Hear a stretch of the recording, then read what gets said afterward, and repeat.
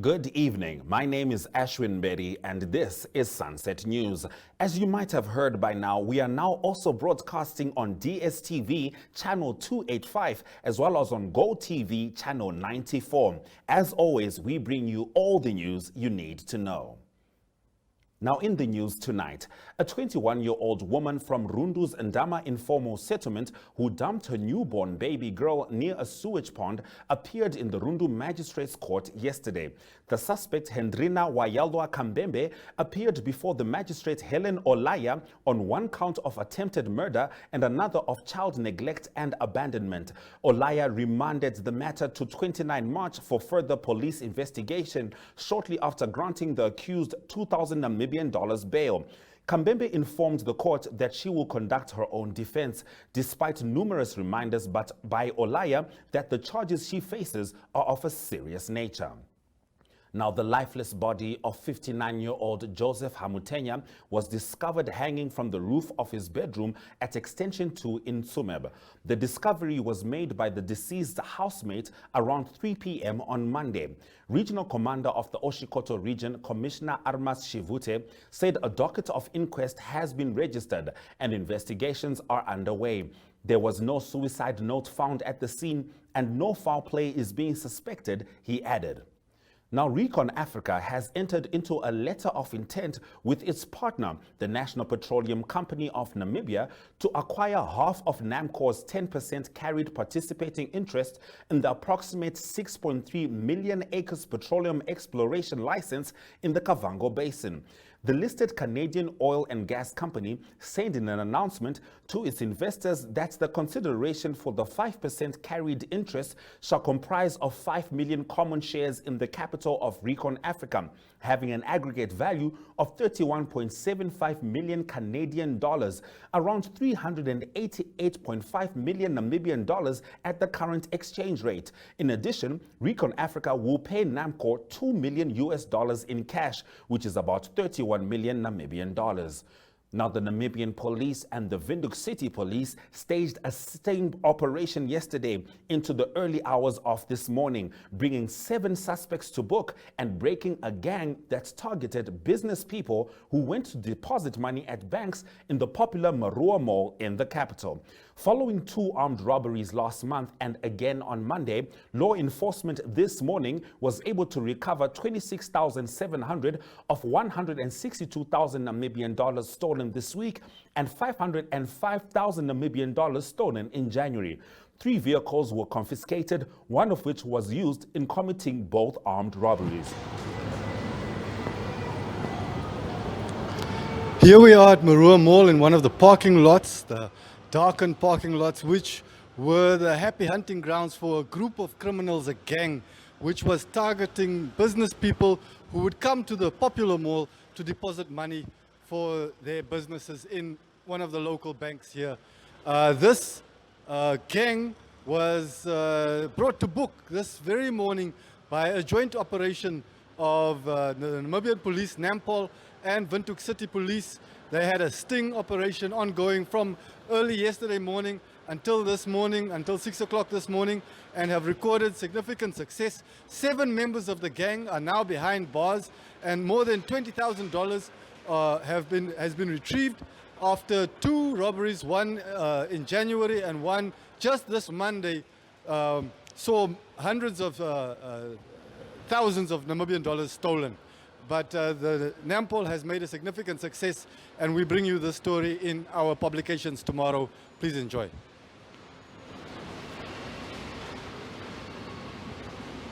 Thank you, Aguito, for that report. Now, Namibia Marine Phosphate is applying for a new environmental clearance certificate for its planned Sandpiper Marine Phosphate project near Walvis Bay.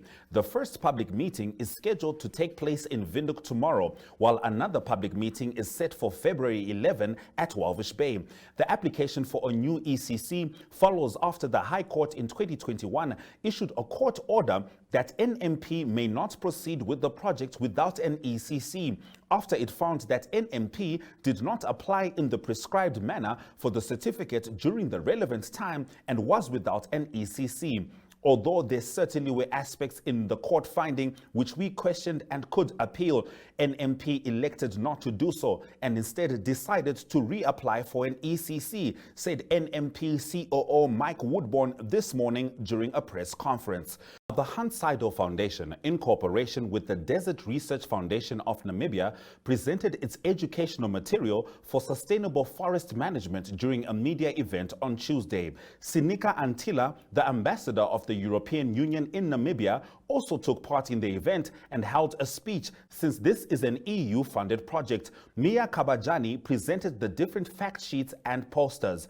Afterwards, Mr. Stephanus Kudumo focused on the importance of making available material that has been translated. The goal is to raise awareness and educate people on this forestry matter to ensure that Namibia engages in sustainable forest management. Make sure you get your newspaper tomorrow morning. Read all about these stories, the stories behind the stories, and so much more in every day's newspapers. Stick around. Just now, Community Talk.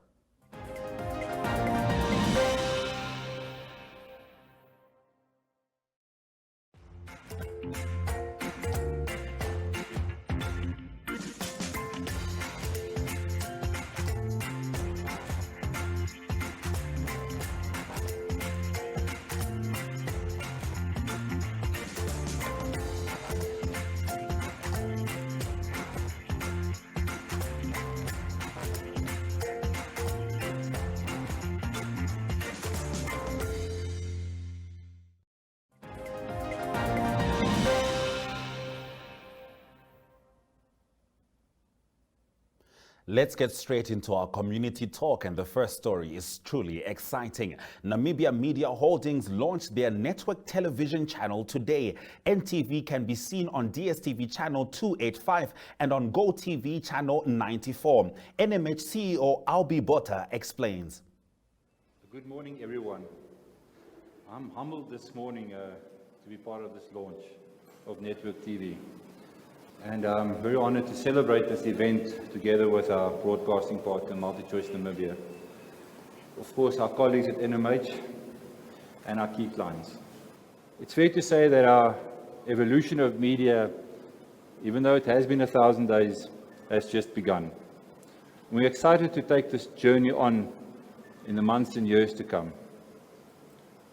We are totally sold out to promote Namibia, not just as a country of choice for tourists, but also as a country of content choice.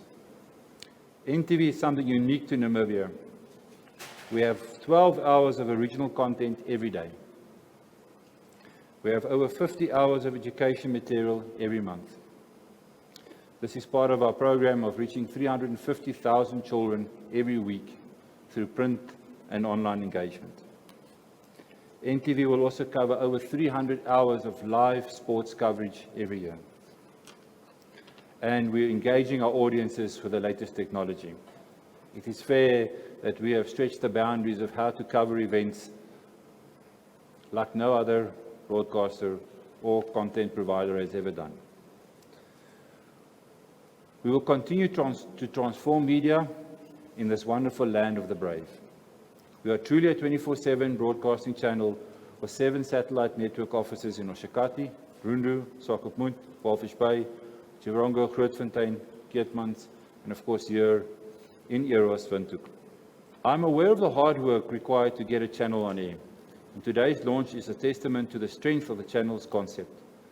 The expertise support that we've received from DSTV, the MultiChoice Namibia team, the NMH team, as well as the will of everyone involved in this project. And now our biggest challenge awaits us, to grow NTV to be one of Africa's premium channels on DSTV. Truly, truly exciting. Now in Namibia, the 5th session of the 7th Parliament opened today. Stick around for that in our story of the day.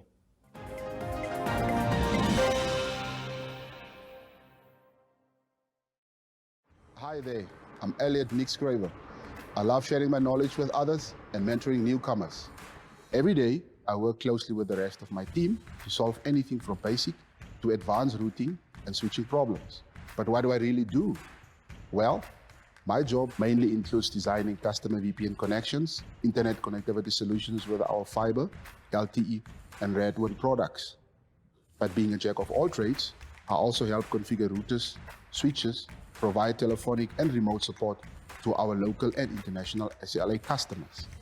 Our team is all about solving problems. Like if you have a remote office and you need a solution to securely transfer files over the internet, you got it with our powerful software-defined wide area network solution. We are invested in understanding our customer needs and finding the perfect network design to meet your requirements. And that's something we do best at Paratus. We keep problem solving simple. We do it right the first time around, and we're never scared of a good challenge. Need a solution to your network problems? You got it.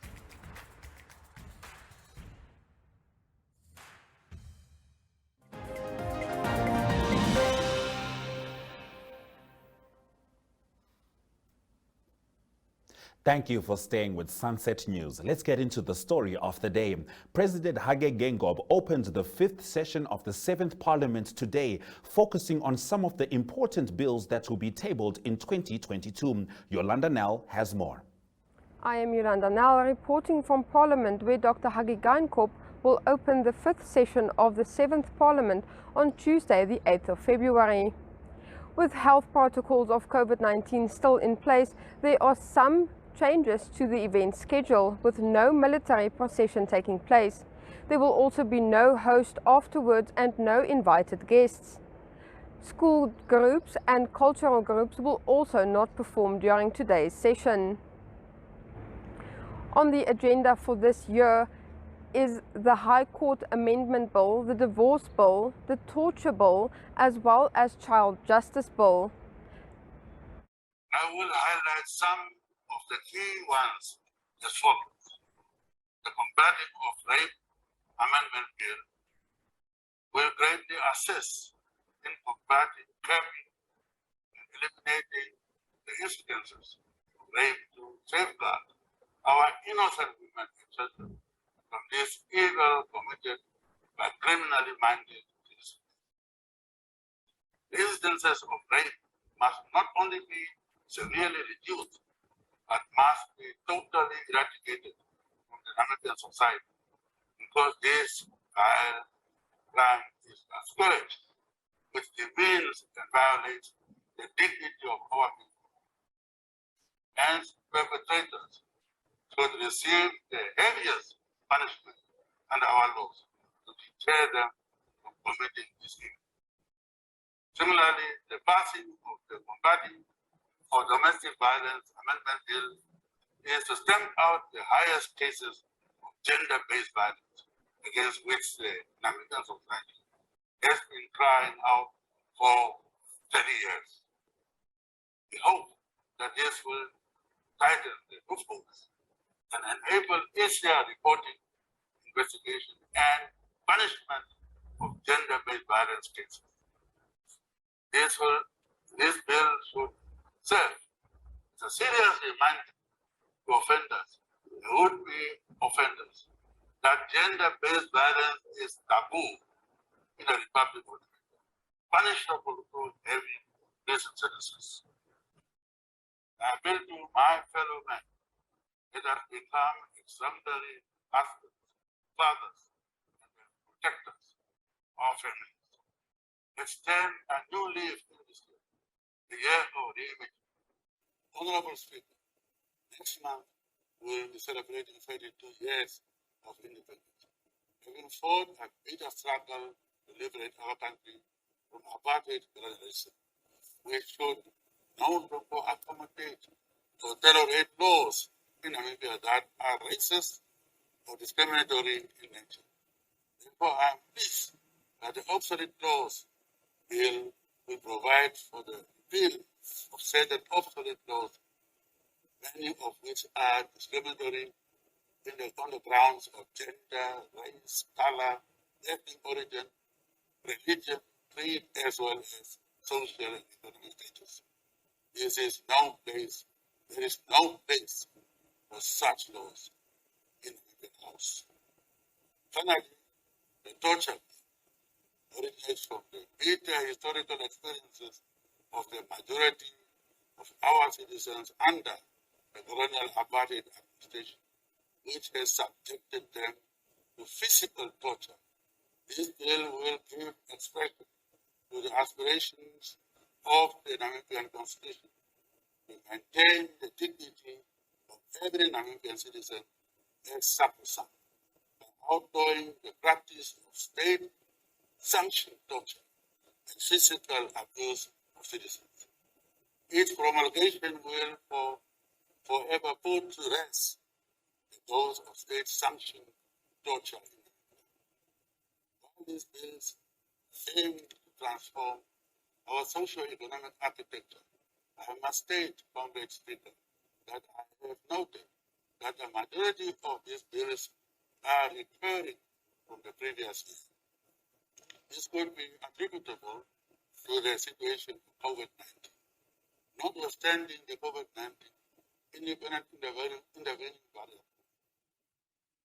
Going forward, many of these bills are essential to address pressing problems in our society. Much to look forward to. Now, the offshore oil discovery at the Graph 1 well has been a conversation that has been buzzing on social media in Namibia. We'll be talking about it in our economic news after the break.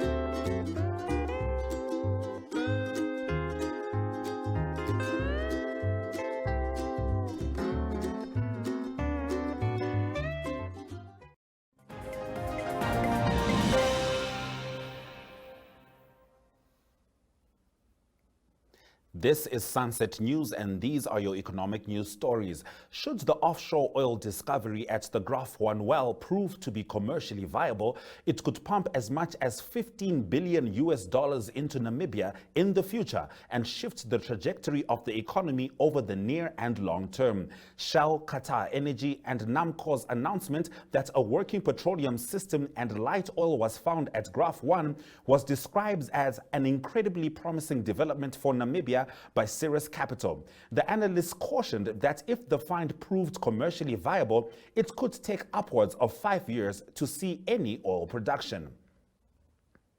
Now, local fund managers see economic growth as the biggest tail risk for Namibia, followed by social discontent and political instability, according to a Simonis Storm survey.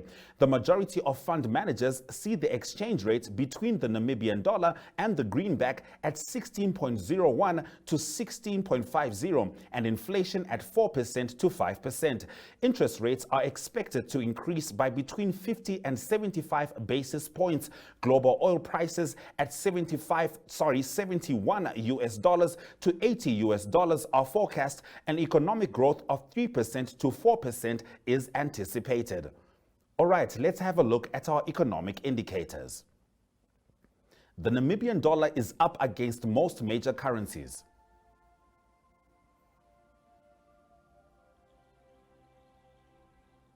MTC and First Rand's share price is also up, while Namibia Breweries is down. The Trustco Group's share price, the local index, and the overall index are all up.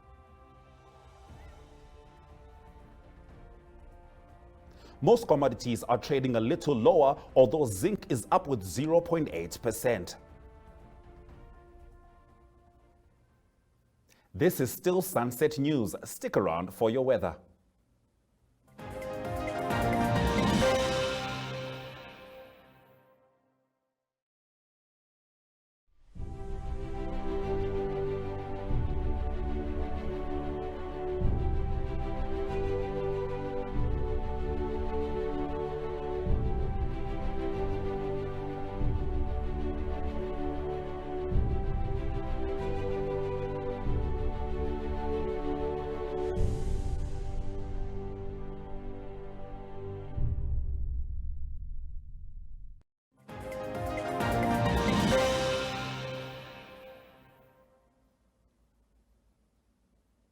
Thank you for staying with Sunset News. Let's talk about the weather. Rainy weather is still in the air over large parts of the country, and some places received a lot of rain with the possibility of receiving a lot more in the short term.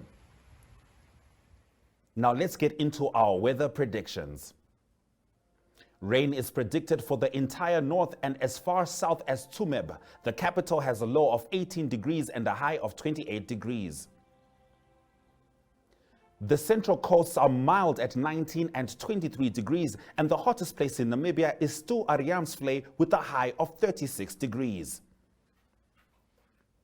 We've spoken about Namibia and touched on Africa. Soon we'll be getting into international news. Stay with us.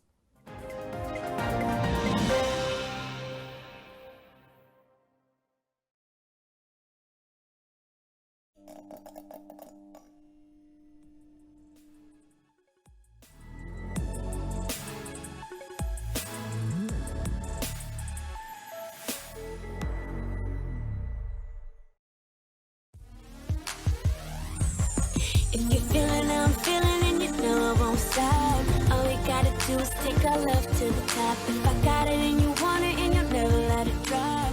All we gotta do is take our love to the top. I will ride for you, baby, even die for you. When I'm loving you, but my heart don't stop.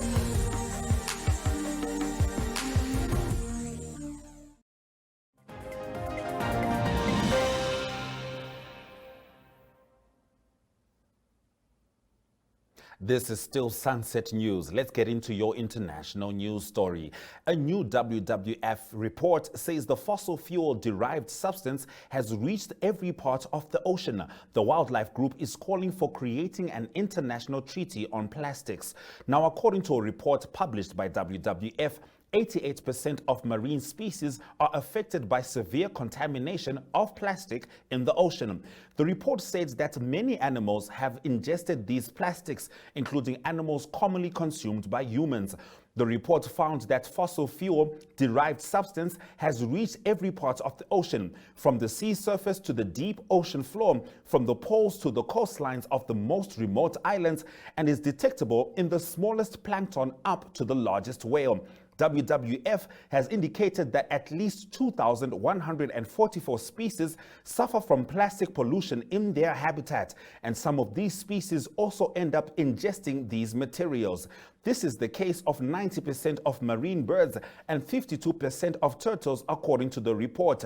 WWF warned that plastic content has been found in shellfish like blue mussels and oysters, and a fifth of canned sardines contain these particles.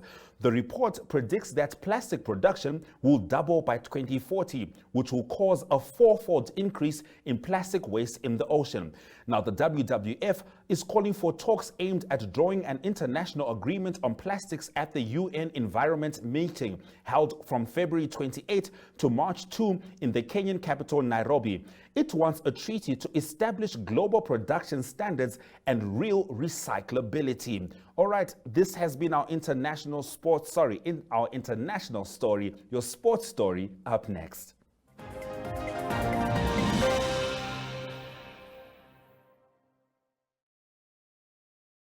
Ladies and gentlemen.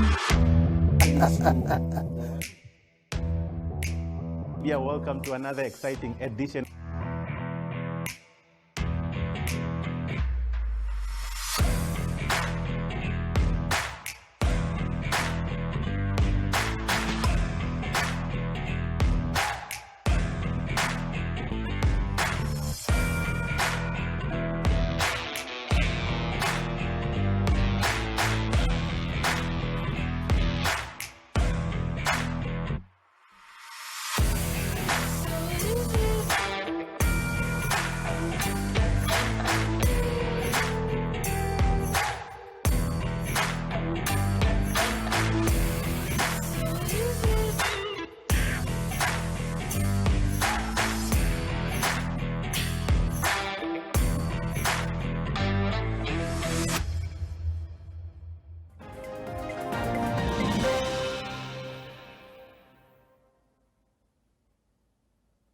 Thank you for staying with Sunset News. Our sports story comes from the world of boxing. Former global champion Jeremiah Low-Key Nakatila has secured a lightweight non-title fight against Mexico's Miguel Berchelt. The fight will take place on 26 March in the United States of America as Namibia's Nakatila is seeking to bring an end to the country's misfortunes when fighting on American soil.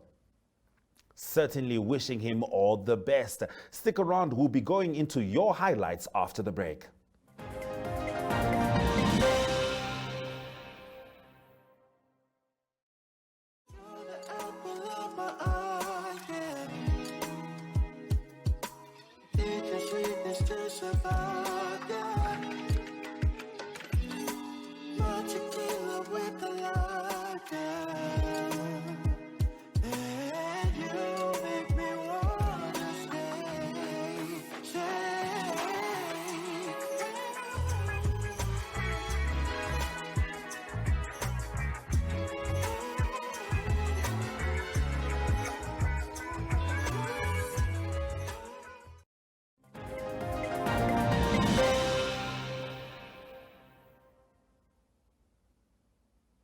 This is Sunset News, and these are the highlights from today's stories. A 21-year-old woman from Rundu's Ndama informal settlement who dumped her newborn baby girl near a sewage pond appeared in the Rundu Magistrates Court yesterday. The suspect informed the court that she will conduct her own defense despite numerous reminders by Olaya that the charges she faces are of a serious nature.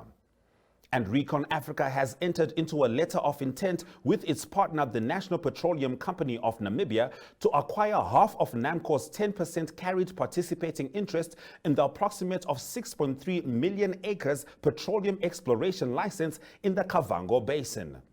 All right, that brings us to the end of Sunset News. Make sure you always catch us at 7:30 on Facebook, oneup2.com, and on NTV channel 285 on DSTV, channel 94 on GoTV. Please do not end your day without us.